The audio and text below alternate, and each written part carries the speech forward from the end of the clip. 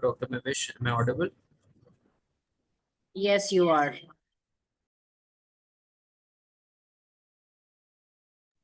Hello. Hello, Dr. Mavish. Am I audible? Go ahead, I can hear you.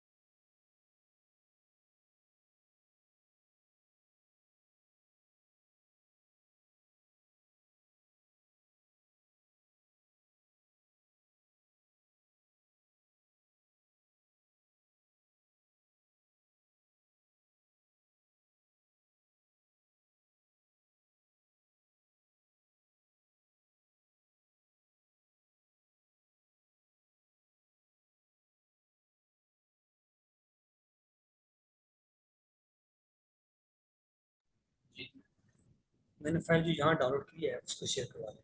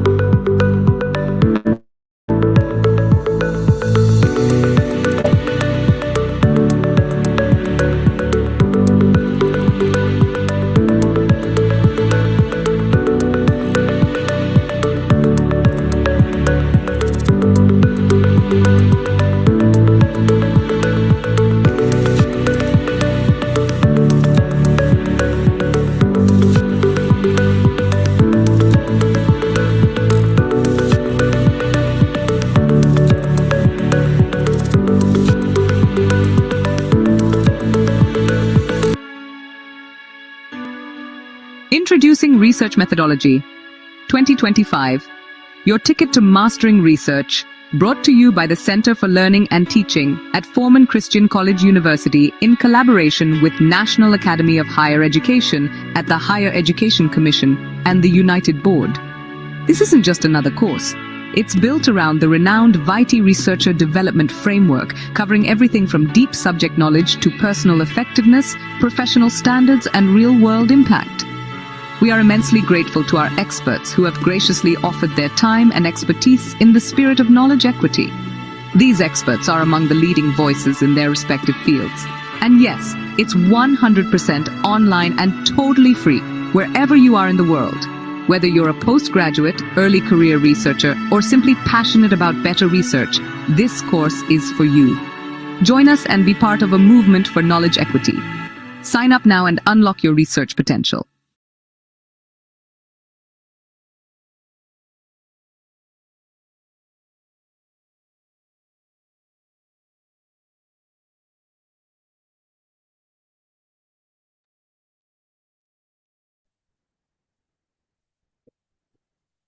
Good morning, Assalamu alaikum, and welcome to the 19th webinar in this series. Today, the title of this webinar is Reading, Writing, and Publishing in Natural Sciences.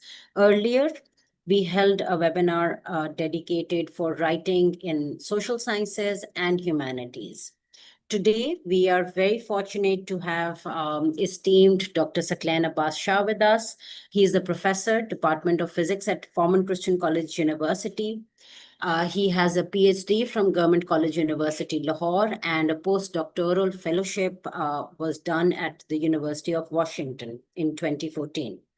Dr. Saqlain is an avid researcher with over 100 publications and a cumulative impact factor exceeding 230. He has over 1,700 citations, and he's an active member of several scientific societies, including the Materials Research Society, Society for Biomaterials, and Society of Magnetic Materials. Dr. Saqlain is associated with prestigious journals such as Chemistry of Materials, Nanoscales, Journal of Materials, Chemistry B, Biomolecular Journals, and Journal of Applied Physics, RSC Advances, and IEEE Transactions on Magnetics. He is not only an academic researcher, in fact, he's also a social media activist and a blogger, and he uses digital media to voice his thoughts through multi-genre writing. So welcome to this session. Welcome, Dr. Saqlain, and thank you so much for taking out time for conducting this session. So the format is that before you take the stage, Gohar is going to take the audience through netiquettes. And after that, the floor will be yours for about 45 minutes. The chat will be disabled for the initial 30 minutes of this session. And starting from the final 30 minutes, we'll open the chat. And then the last 15 minutes will be left for question and answers. So before I request you to start the day, I would request Gohar to please take us through the netiquettes. Thank you, Dr. Mavish. So I'll quickly go over the etiquettes. You're all requested to please rename your Zoom accounts to the name of your university first and then your name afterwards. Please note that we disable the chat for the first 30 minutes, and once the session is almost 30 to 35 minutes later, we'll enable the chat, and you're all requested to please post your comments and your questions in the chat. And please note, please be mindful and when you use the chat, so that the questions are only strictly used for questions related to the session only. You're all requested to please fill out the certificate form. We have been repeatedly sharing this information that regardless you join through YouTube or through Zoom, You're all requested to please fill in your complete name, your name of the university you are from or the institution name, and your complete and correct email address. This will help us to share certificates with you. And please note that a minimum of 8 to 12 working days is required for once the session is concluded for certification. We are in the process of sending out certificates, and a lot of you have been receiving the certificates as well. Please note that all these sessions are recorded and these are uploaded on a daily basis to the CAT YouTube channel, and you can subscribe and view all the sessions and webinars there. That's it from my side. Over to you, Dr. Sakan.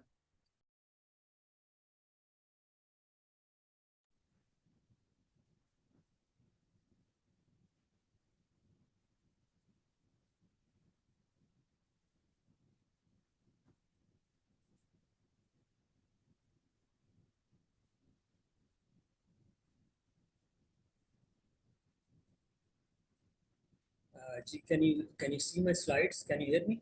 Yes, sir. All good. Can you watch Yes, me? sir. Okay. Yes, sir. All good. Thank you, Dr. Mavish, and thank you, Gaur, for the generous and kind introduction. Uh, as you know that this session is about reading, writing, and publishing in natural sciences. But the rules and the tips and tricks that I shall be telling you, they're equally applicable to the social sciences as well. So, first of all, you know that research is all about understanding the current state of knowledge, understanding the challenges and opportunities in the current state of knowledge, and then making certain contributions that will update and upgrade the state of knowledge. And later on, that will lead to some industrial and translational applications. Understanding the current state of knowledge, it always starts from an efficient literature review. And so efficient literature review in simple words is all about reading a lot of papers, reading many papers, maybe hundreds of research papers. Uh, so for those who are just starting the research, there are some BS, MS, or some PhD students who have not much experience in efficient literature review. Some of you may not be well aware of what you are going to pursue, what is your narrowed research area. So I suggest that they must be starting with the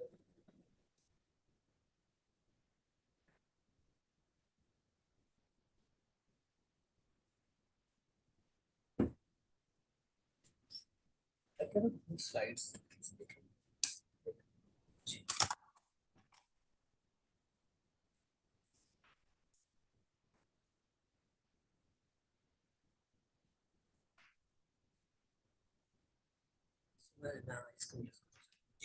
So, so I think starting with review articles gives a very good opportunity to understand the complete state of the current knowledge. I mean, if you read a couple of review articles, what is a review article?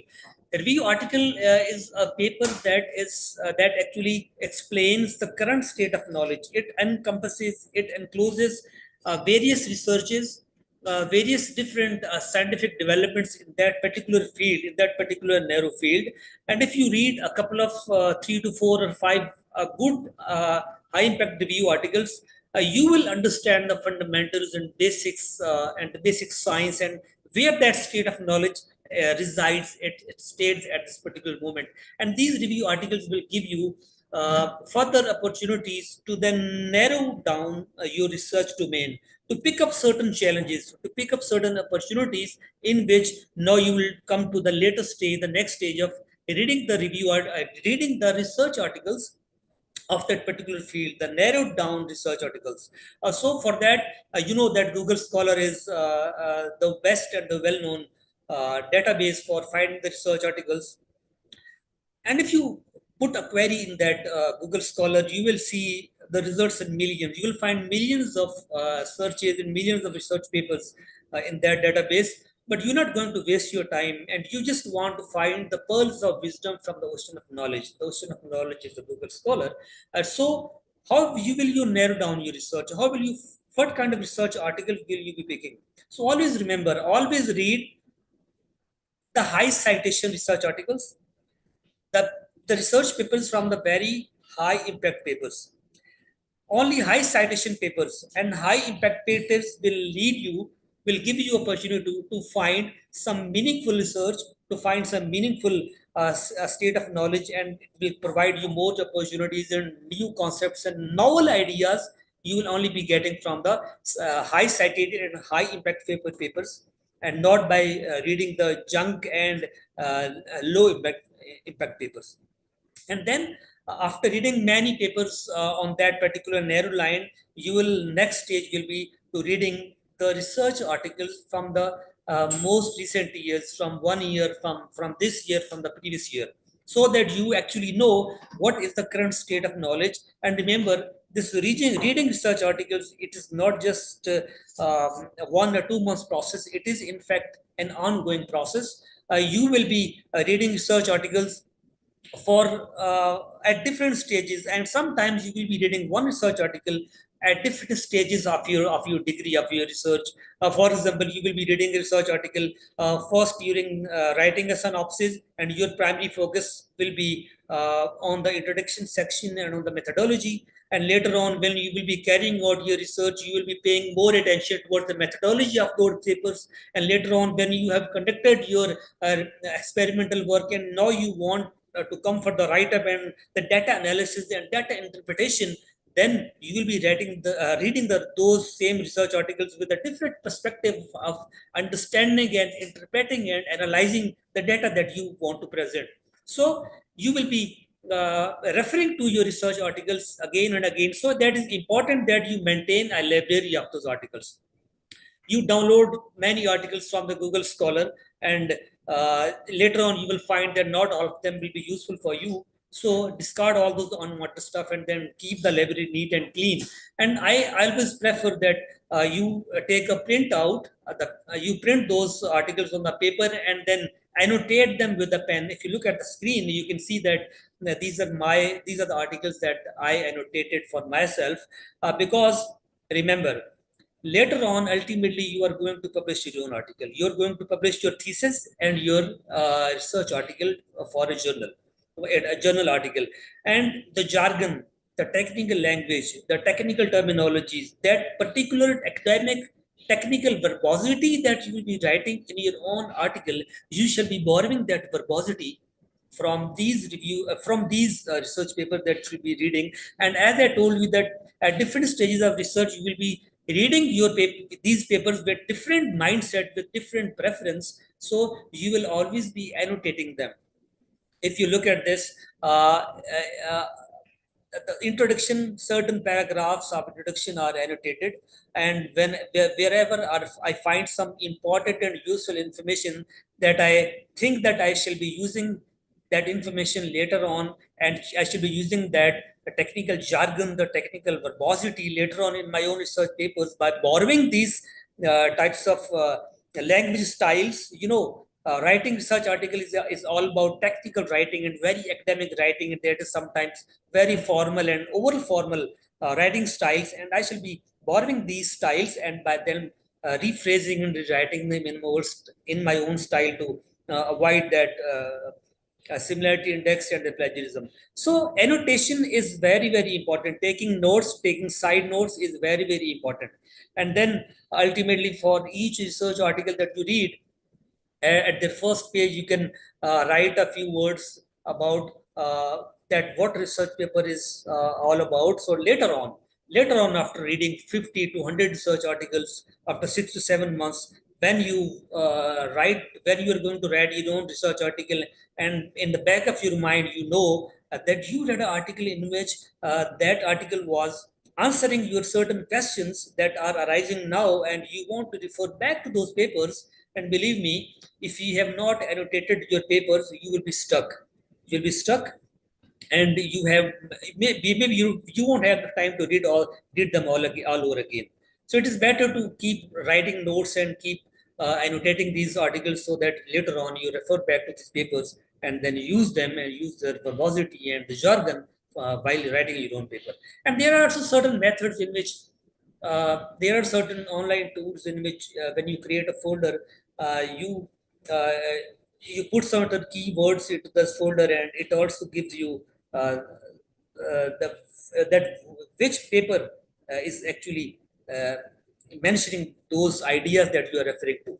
So there are certain AI tools also today that we can use for efficient literature review. For example, this is a famous SciSpace, and its website typeset.io is one of the best online tool for reading PDF files, for reading research papers.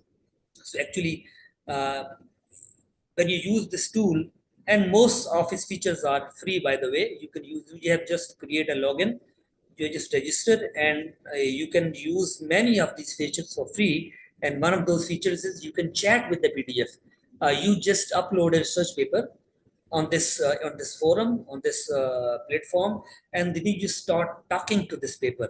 You ask many questions, and for example, you can see here certain inbuilt by default question like generate summary of this paper, results of the paper, conclusions from the paper, explain the abstract of this paper, what are the contributions of this paper. So these are the different by default questions that you can click, or you can just ask any question, any about any physical or chemical biological process whose language you seem is very difficult in this article.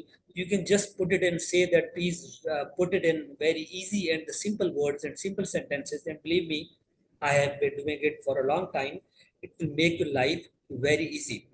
Similarly, you select some paragraph and you right click on it, and you can ask it to explain text, you can ask it to summarize it, and above all, you can get the similar research papers. You click on it, get related papers, and it will find the similar research articles related to the concept mentioned in this paragraph. So it is very useful, and I recommend everyone to use this. There is another similar online tool that is called Art Discovery. It is actually built for particularly for Android phones. You can do all those functions using your Android phone also, using this Art Discovery. It's a free source, and you just have to install this app and you can use it. So now at this stage, assuming that uh, you have already conducted your literature review, when your studies have been conducted, your experiments have been performed, you acquired your data, you arranged them, you analyzed them, and then you have already interpreted and you have discovered the new physics and the new contribution and the new knowledge that you want to contribute to the field. You have already done that. You have already established certain conclusions on the research questions and the hypothesis on which your research was based. Now it is the time for writing. It's time to write a story and sell it to the world. In other words, write your own research paper and thesis. Now, whenever you see a research paper that is already published, you will see the primary section in this particular format. It is title, abstract, introduction, methods, results, discussions, and sometimes results and discussions, conclusions, and references. But remember, this is not the sequence in which you write your own paper. You Most of the times, everyone has its own natural way of writing papers, but most of the people, 90% of the scientists, they will uh, write the method section initially, because you have to start from writing the stuff that is more easily available to you, on which you are most learned on something. Then you will start writing on methods. So methods is the easiest part to write. Then you will share your results. You write your results. You put your plots and or your data. And after putting your data, you will discuss, interpret, analyze those data, and present the new science, the new contribution that your results have presented. And after doing discussion, it is time to conclude your findings, ultimate findings. What are the concluding outcomes of your research? How they are contributed? How they are giving the novel contributions to this particular field? And after doing that, now you link that your current study with the previous literature, with the previous findings, with your previous motivations on which your current research is based. So introduction of any research paper is about introducing the field, and you're introducing the major concepts of that particular field, and then relating your current research with those previous literature, with the previous key findings. Those findings led to this current study that you have conducted. So you write it at the end, at the introduction, and after when you have done the introduction, then it is the time that you write an effective and abstract. And abstract, you should really put a good time on writing an abstract, because this is a piece that shall be read by your editor, that is the journal editor, the reviewers, and that actually is the part, that's a paragraph that actually builds the first impression.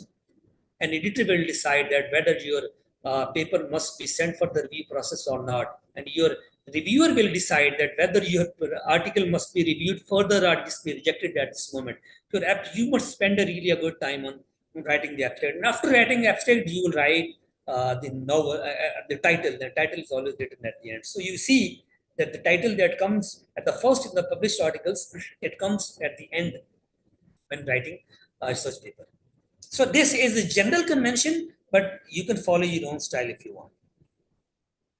And always remember, all these different sections have certain expectations that you must be meeting for all these different sections. And not all research papers are equal. Like not all journals are equal, not all research papers are equal, and research papers, their readership, their citation index is based on the quality of that paper, the quality of the content, quality of the scientific facts, and the way you present those facts, the way you sell your product. So always remember, and I would suggest you to take a picture, and this is the single most important slide that you're looking at right now. I suggest you to take a picture and save it in your phone. Always, when you're writing these different sections, ask yourself, after you've written, you've concluded your research paper, ask these questions that are mentioned. Is the title clear, concise, and representative of the study? Does the title overstate or understate the findings of the study? If it is abstract, does the abstract present the rationale of the study before discussing the purpose? Does the abstract clearly define the purpose of the study? Does the abstract include a brief description of the methods which was done and results, what was found? Does the abstract conclude with the conclusion and implications? Are the methods and results in the abstract over descriptive? Then you have to present certain keywords, and similarly, in introduction, is the background information relevant to the study? Have the gaps in the existing literature been clarified in the introduction? And remember, every new research is intended to fill the gaps in the previous research. So if your research is not filling those gaps, if it is not filling those challenges, it means that your research is not of good impact. So you have to ask this question, and you have to relate it with the introduction, that how you are trying to fill the gaps. Is the rationale of the study clear? Have the hypothesis and the research question been stated? Have the objective of the study been presented clearly? Does the introduction exclude details about the methods and results? Because you are not going to put the methods and results details into this introduction section. And similarly, materials and methods and results and discussion. Results and discussion is the most important part, because it is not just a bunch of the data. It is not just a bunch of tables and graphs and images and pictures. Actually, it is much more than that. It is that discussion section, it is that data analysis, data interpretation, in which you are extracting and contributing some new science, some new knowledge that does not exist before. So you are doing something new. So your data interpretation is very important. So you have, if you really want to get your article published in a high impact and attracting very good number of citations, then you must pay attention to the discussion section, if it is the most important section of the research paper. Does the order of the results correspond to that of methods? Have the authors stated whether the proposed hypothesis is verified or falsified? Has the result been merely repeated rather than interpreted in the discussion? Have previous studies with similar findings been cited in discussions? Have studies with dissimilar findings been cited in the discussions? Have the limitations been mentioned? And then you can answer these questions. You ask yourself these questions, whether you have addressed all these questions on the conclusion. And whenever you find that some of these sections, some of these questions have not been addressed, then you spend time on on answering those questions. And believe me, when you follow this particular template, at the end, your product will be of a very high value. So my special focus will be on scientific writing in this presentation. And remember, your research article, your writing must have these following characteristics. It must be having clarity of thought. It must be easy to understand. It must be a good readability, means it must be easy to understand. It must not be complex jargon or difficult vocabulary. It must be clear and readable. It must be concise. It must be precise and accurate information. You will avoid wordy expressions, unwanted long sentences. Its jargon must be consistent. Particularly the use of abbreviations and the use of American English or the British English. You must be consistent and using those language styles. It must be simple jargon. It is preferred to use active voice, but you can also use passive. You are using American English or British English, you must be consistent, and it is always preferred to write in a native style. And if you are non-native, I mean, when it comes to native style, it is like you are American, Canadian, Australian, or British. These are the English-speaking countries, and those people, they write in a very typical style. We call it a native style.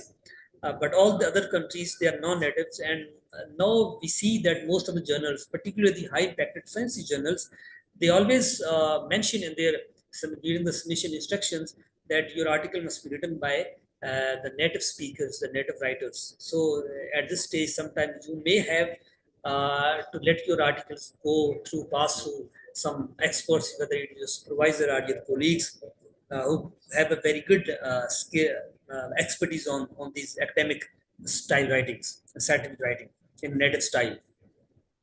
So here are certain smart tips and tricks in the academic writing. Remember, do not begin titles, headings, and figure and table captions with an article. I mean, don't start these things with A, N, D. It's not an academic style. Abbreviations must be defined at the first use in abstract as well as in the main text. So if your abbreviations are being used in abstract more than once, you will define it in abstract, and then you will again define them in the introduction section and whenever they first appear in the text. Do not define an abbreviation if it is not repeated. Only use abbreviation when you know it will be repeated. Once an abbreviation is defined already, you have always to use it. You will use it definitely. Do not start a sentence with conjunctions such as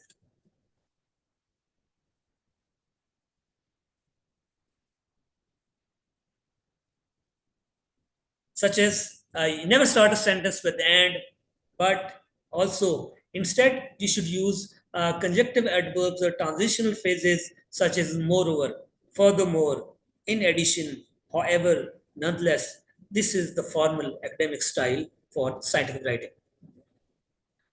And then I wrote this sentence: he walked about 5 kilometers, he walked around 5 kilometers. No, about and around, they are non-academic words. They are not appreciated in academic style and scientific style. In fact, you will write he walked approximately 5 kilometers. Always put a space between numbers and their units. As you see, there's a space between 5 and kilometers. Never start a sentence with the abbreviated word figure, fig dot. Never start a sentence. Always use the proper word. Figure 1 shows XRD plots, etc. Do not start a sentence with numbers like 5 men went for home. Don't use the number, use FIVE. Do not use don't, doesn't, didn't kind of expression in academic writing. Instead, use do not, does not, did not. Adverbs that end in ly and an adjective preceding a noun are not hyphenated. For example, a highly respected professor. There will be no hyphen between highly and respected, because when there is ly at the end, you will not hyphenate it. It does not require a hyphen. Now, this is an example of a native style that a non-native Pakistani Indian will write. To observe stars, he used a telescope. But an American person, he will write, he used a telescope to observe stars. We improved the film's flexibility and transparency of the film.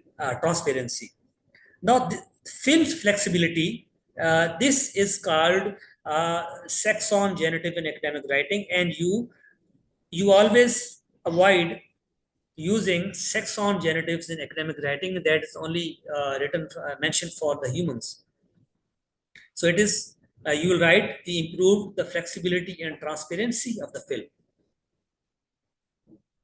A single space should be inserted before and after mathematical operators and symbols and equations, such as all these plus, minus, greater, less. You will always put a space between these operators. So these are very important issues that I've seen most of, like 90% of the students, they make these mistakes. And most of the times, even our experts and our supervisor, they also do not know, and they also ignore this kind of jargon. They don't be careful. So that's the reason that most of the revisions that you see from the editors, most of the times they will ask you to fix these errors and to let your paper run through some native speaker who knows the details about the academic writing.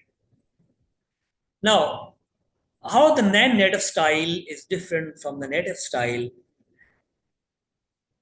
A non-native person will write like, light is sucked into a black hole. Scientifically, this is a correct statement, and grammatically, this is also a correct statement. But it is not written in a native style. A native person will write it in this style, like light is trapped by the strong gravitational pull of a black hole. Non-native, heat makes atom move faster. Increasing temperature increases the kinetic energy of atoms. This is a native style. Non-native person will say, atoms are hooks that bond together. Native person will write, atoms form bonds through interaction between electrons. Non-native person will write, salt dissolves by melting water. A native person will write, salt dissociates into ions when it dissolves in water.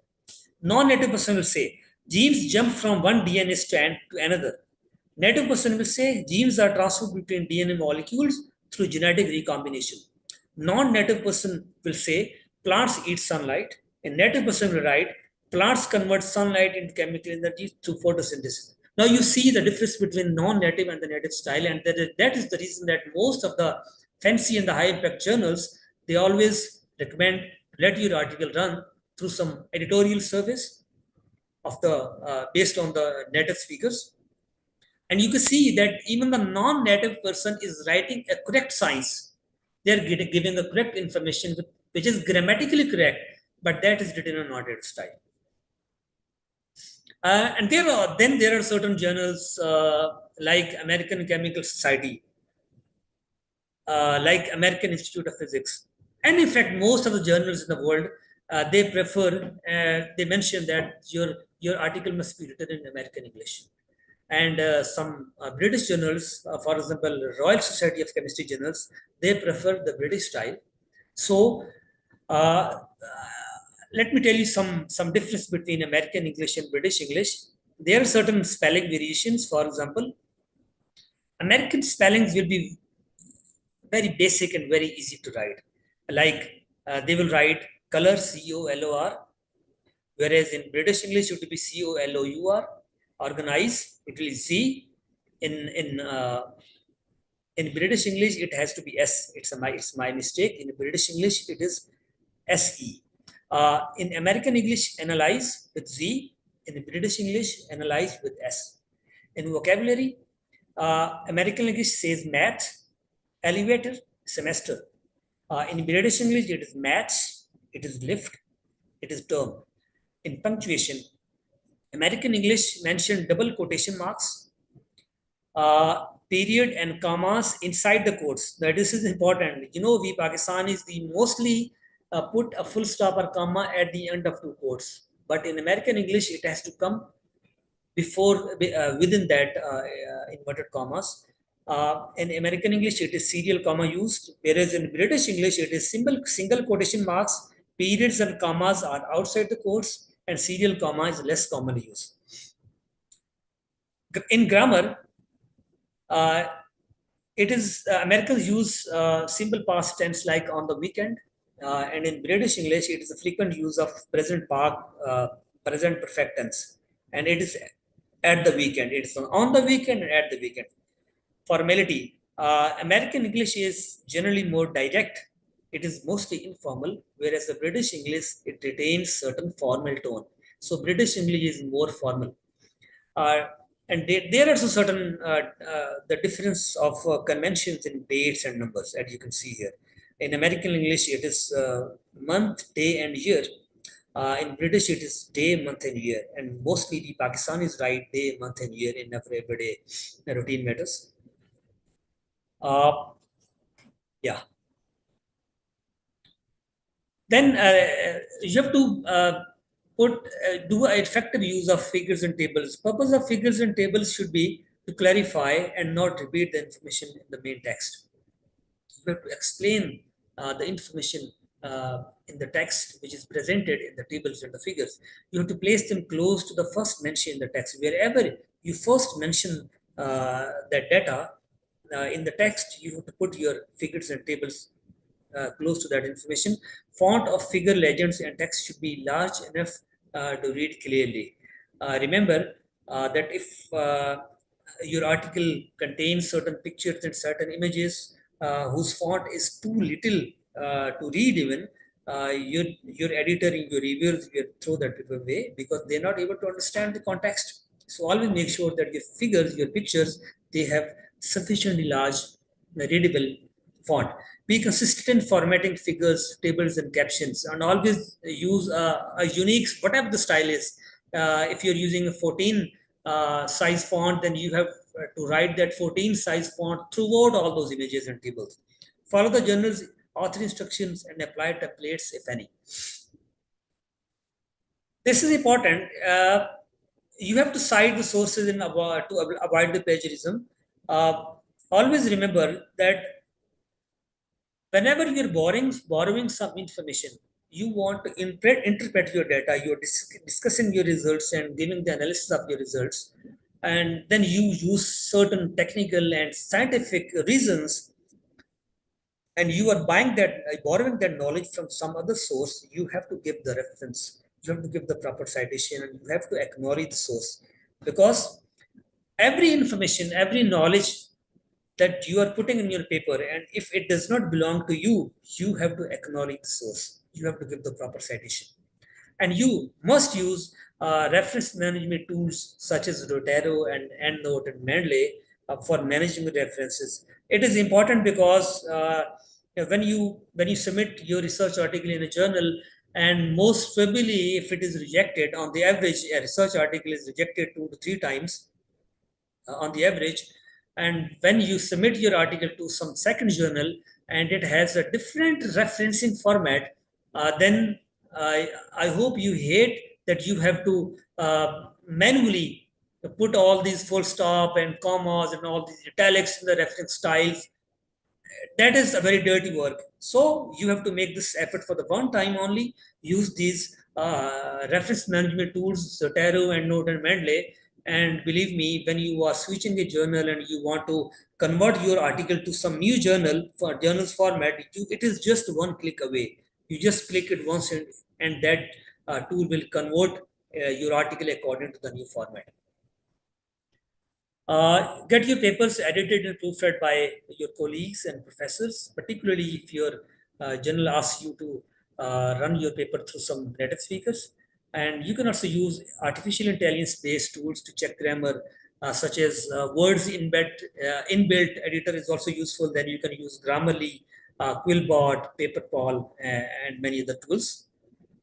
So that was some information. Now, if you have any questions, feel free to ask. Thank you.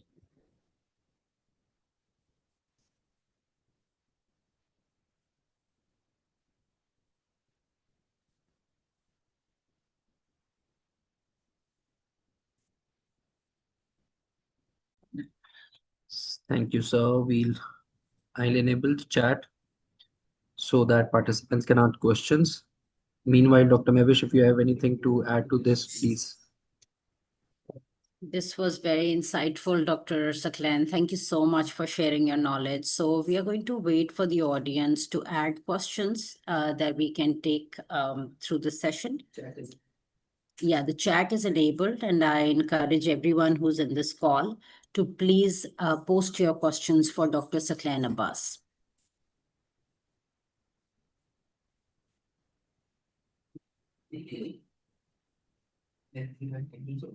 All right, Dr. Saklan, if you could please elaborate on the writing style and the length, especially the length, because the natural sciences publications are very to the point. They just report the intervention and then the results, unlike the social sciences and humanities. So what's your take on that? How much should be the length of the publication?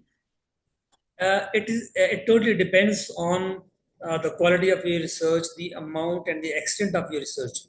It totally depends on that. I mean, if you have conducted your research and you can present all your data and interpretations in two pages, in 1,000 words, then that is sufficient for you. And if your research is really extensive, if you want to send and your collection of data is really awesome, you have put a number of new figures and tables. Your data interpretation is very exhaustive and very detailed and comprehensive, and you really want to target some very high impact journal, then you should be writing a single large research article like of 30 to 40 pages. So it totally depends on the extent of your research that you have conducted. It depends on you. Thank you so much. What are the most important analysis tools for material sciences, especially simulation side? In material science, you are actually studying the characteristics and the physical properties, physical and chemical properties of certain materials that you have prepared. It again depends on that. What is your research focus? What is your hypothesis, and what are those new contributions that you want to make? And all these things are usually decided within the synopsis process. When you are submitting your research proposal and synopsis, at 60%, 70% of the times you already have decided that what will be the research question and how will you pursue that research and what kind of studies you shall perform. So that totally depends on you. Generally, I've seen most of the times in real science, people started from FTIR and XRD, SEM, TEM, and if it's magnetic materials, these are VSM and hysteresis graphs. And if it is solar photovoltaic devices, it is IV characteristics and so on. It again, material science is a very, very vast field. It depends on what is your research questions, how are you pursuing your research, and what are your basically objectives. So based on your objectives and while in discussion with your supervisor, you decide that what kind of study you should be conducting in your study. Thank you. Sir, we have a question related to literature reviews. Is there a specific way that scientists should conduct the literature review in natural sciences, and any specific framework that is recommended for natural sciences? You see, literature review is the backbone of your research. If you really want to do some qualitative, some high quality study that must be published in some high impact journal that will later attract a good number of citations, then your literature base should be very, very strong. And as I told you, you have to read many hundreds of research papers. More you read, more you are clear in your mind, more you are focused in bringing novelty into your contributions into your study. So it is about reading more and more research papers. And for MS and MPhil students, I always recommend you must read at least 100 research articles, and then you must base your synopsis and research proposal. And if you are for a PhD, then the number must be in hundreds. A few hundred research articles must be read by you, so that only then you shall be not able to write on your own research article. And then it's an ongoing process. this research literature review process, it does not stop the moment you start doing your experiments. It is an ongoing process. At every stage, you should be referring back to your research article. As I told you earlier, that you will be reading a single research article number of times, each time with a different focus and each time with a different, emphasis. So it's an ongoing process, and you keep doing it till your thesis is submitted most of the times. Thank you so much. Can you please reiterate the qualities of a good, solid hypothesis in the field of natural sciences? What is hypothesis? Yours always remember, research is all about finding new opportunities or meeting the previous challenges. There are always challenges in the existing state of knowledge. There are always, and when there are challenges, those challenges become opportunities. Now this is how this technological era that we are living in, this satellite and our digital devices that we use all the times, this was not built over one night. Hundreds of years we have arrived this stage. After hundreds of years, it is all a continuous evolution, and it was step by step gradual evolution that we arrived at this stage. So it was all about finding the new needs in the needs of your environment where you are living, where you want to make your life easy. And to make your life easy, you had certain challenges that must be met. To meet those challenges, you want to know the current state of knowledge, and that current state of knowledge, you try to find certain loopholes, your certain gaps in that area, the gaps in the knowledge, and then you fill those gaps by using your extensive study in the literature, and you get a number of opportunities and challenges in every research area. And that's how every research field is always ongoing. There's not a single research area in the field that has been concluded. No study, no science, or no area of the research has been concluded in this world. Every research area is always ongoing. It is always progressing. Some are going at a very high pace, some are going at a very slow pace, but there are always challenges. There are always opportunities, and you have to hunt those opportunities. You have to find those challenges, and then you have to implement in your laboratory, and that actually forms the basis of an effective hypothesis. Thank you so much. The next question is also, it requires some explanation from you. One of our participants has asked you to please differentiate between pure scientific empirical paper, conceptual review, systematic review, and I'm going to miss the last two, proposal and thesis, because that's kind of really different. So conceptual review and systematic review in comparison with the empirical paper. How would you differentiate that? I'm sorry. These are very literature related terms that I'm not well versed in these theoretical terms. So I'm more focusing on the practical thing that I do myself, and I teach how to do them to make your life easy, to make your study and your research easy. So these technical and very theoretical terms, I'm not well versed in these different technologies. That's all right. I just want to remind the audience that we have had dedicated sessions on use of AI tools, proposal writing, literature reviews, systematic literature reviews. So please visit the CLT YouTube channel, because there is a full range of webinars available there dedicated to each of this, especially, thesis writing, proposal writing, literature reviews. Many of you are also asking questions related to AI tools, which ones are not detectable, which ones should be used, how should you approach the literature. All of this information is available in webinar number 2, which is especially on AI for research. As long as, and as far as this is concerned, that which AI tools will go undetected in your work.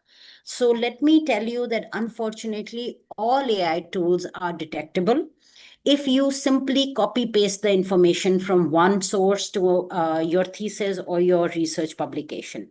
There are sophisticated tools available with the journal editors that can detect the AI generated content. So we certainly do not endorse this notion that you use AI only for, creating contents of your academic publication, and without rephrasing, without personalizing them, without contextualizing them. If you use them in any sort of publication, they will be detected. And So there is no answer for that. May I add a few words on AI, because Sure. I have also been teaching as well as doing AI in scientific writing also. So someone has asked question that how to use AI tools for reading the research papers. I mentioned the two AI tools at the beginning of the slides. Uh, you can use those tools, and you can actually talk to the PDF. You can speak to the PDF. That is the one way. Like, I mean, you upload that PDF file into those tools, and you just talk to them. You can ask them any question, any information.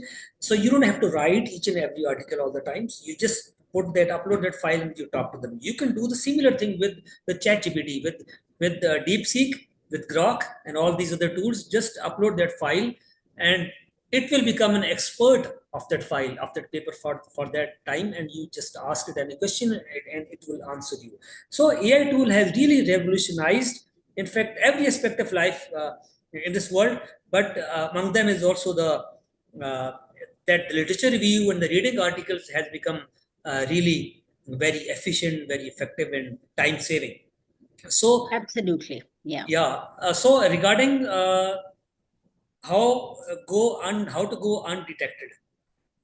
See, uh, these are the machine languages, and machine languages are always overly formal. They're very formal. You just bring me a few sentences, and I can tell you that this is written by ChatGPT.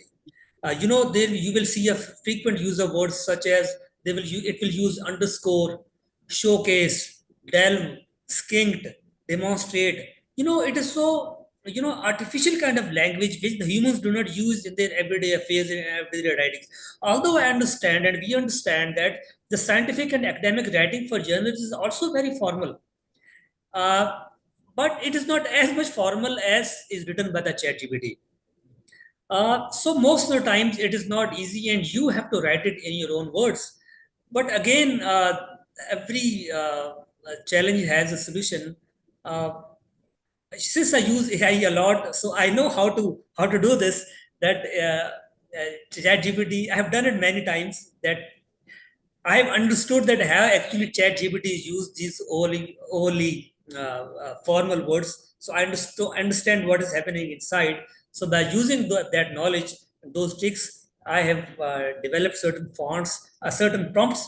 Then I give it to the ChatGPT, and I tell them that do this and do that, and so there are certain ways that it generates a text. I have done it myself. It is not impossible. It is difficult, but it is not impossible. It generates the text that looks like a human written. But believe me, all those tools that claim to be humanizing the writing, they do not work. They have a lot of grammatical errors. They just change the tone, and the scientific tone and the academic jargon is also compromised.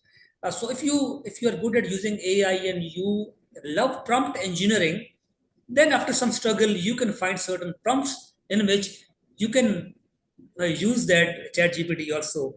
But I don't suggest you must not be doing it.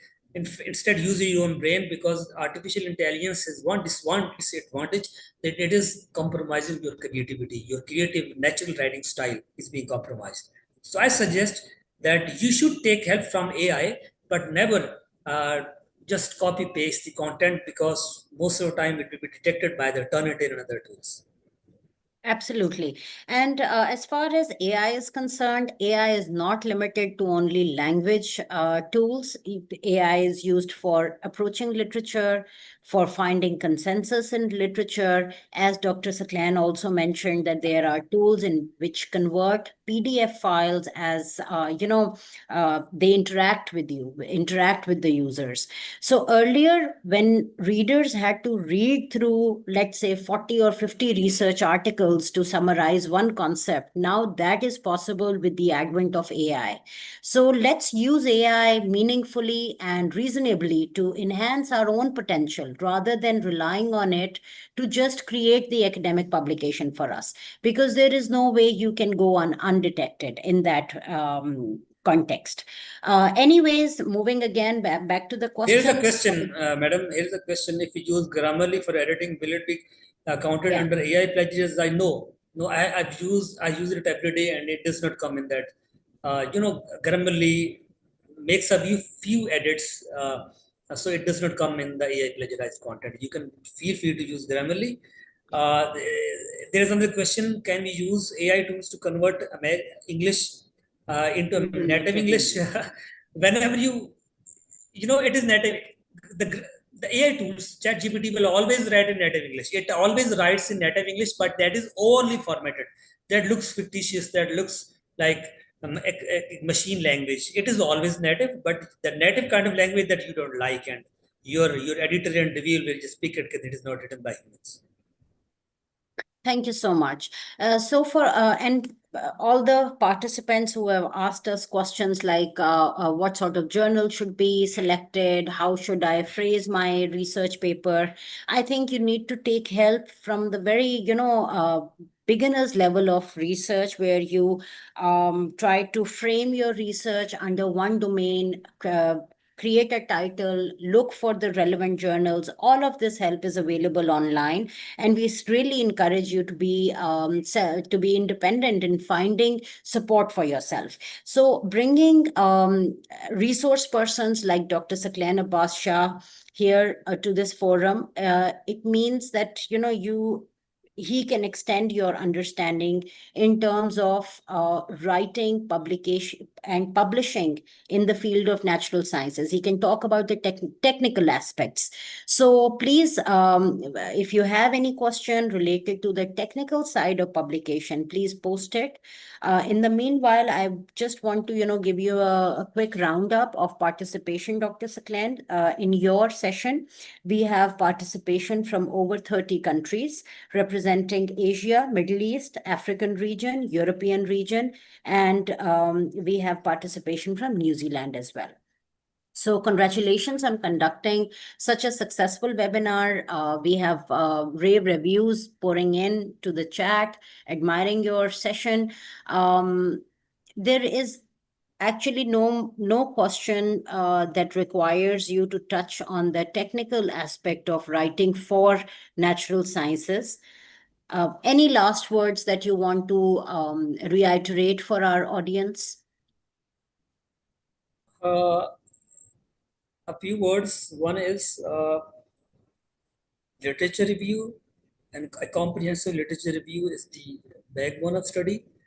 Always do research to fill the gaps with an industrial and application dimension for industry, not just for writing research papers and getting promotions. That is the biggest dilemma in our, particularly in Asian countries, that our promotion systems are designed in such a way that since we need more and more research articles for promotions, so our research productivity is not up to the mark. For that's the reason that our researches, our studies, they do not contribute much to the economy of our country. So we must be studying for the sake of improving our economy, our industry. So relating research with the industry. And then always pay attention to the English language. Many people ask me that how to improve our English language. Believe me, I'm telling you, you don't have to join any academies. I'm just telling you one way, one tip, that read English newspaper every day for 15 minutes. Trust me, do it consistently for 2 or 3 months, and then come back to me and tell me what is the state of your English reading, English writing, and English speaking. So read a lot of stuff, read English articles, and it will improve your English writing. That's very interesting. It will improve your English writing. And then follow the general instructions and always go for the best studies, for the best research, aim for the best, aim for the highest, and that's it. If you Thank can you just so much. you can add me on this Facebook or Instagram or Twitter, and you can stay in contact with me anytime. I'm always there. Whenever you send me a message, I shall respond your messages. I shall be happy to. Thank you. Thank you so much, Dr. Saklan. This is such a generous move on your part to share your personal contact email IDs and to share your social media handles. So we hope that participants will get in contact with you and they will directly post their queries to you. I want to remind the participants that we have the next webinar scheduled in 1 hour actually at 1 o'clock Pakistani time, in which we are going to talk about proposal and grant writing. So those of you who are gearing up to apply for different scholarship fundings, or you have a project proposal ready to pitch in for funding, then the next webinar is your go-to webinar, because we have a very seasoned expert in that webinar talking about how to pitch grant funding proposals, ensuring success. So join us at 1 p.m. today, and hopefully we'll see most of you in that webinar.